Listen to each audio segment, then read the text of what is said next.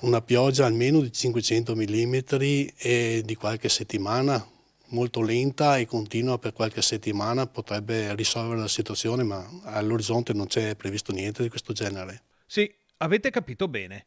Dovrebbe piovere per un mese di fila in modo regolare e costante per poter risanare la siccità che contrassegna in modo drammatico quest'anno appena iniziato.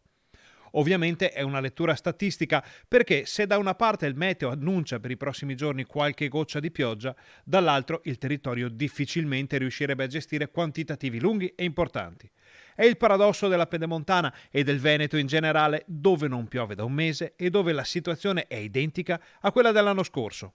Preoccupano le falde e i pozzi e le risorgive soprattutto. Le risorgive che erano ridotte al minimo termine l'anno scorso a 600 litri al secondo si erano portate un mese fa a 1600 litri al secondo e stanno già ridiscendendo, per cui scotta sotto non ce n'è e preoccupano le falde, basti pensare che a certi pozzi mancano 6-7 metri di colonna d'acqua. La Brenta porta 25 metri cubi d'acqua al secondo, ma il grande fiume non preoccupa perché è soggetto da sempre a variazioni anche importanti e può bastare qualche giorno di pioggia per ridargli fiato.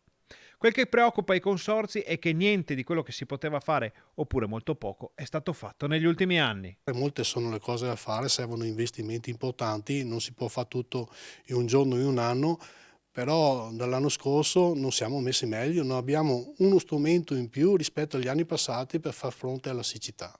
Questo è il dramma della nostra politica, del nostro modo di vedere le cose e di farle. Vengo da un viaggio recente in Marocco dove abbiamo visto che lì pensano le cose e in 4 anni fanno una diga, fanno un bacino, fanno qualcosa. Qui purtroppo passano 40-50 anni e stiamo qui ancora a parlarne. 4 anni per fare una diga in Marocco, mentre si parla da decenni dei bacini per mettere in banca l'acqua che dalle montagne del Veneto se ne va verso il mare. Ma se ne parla e basta.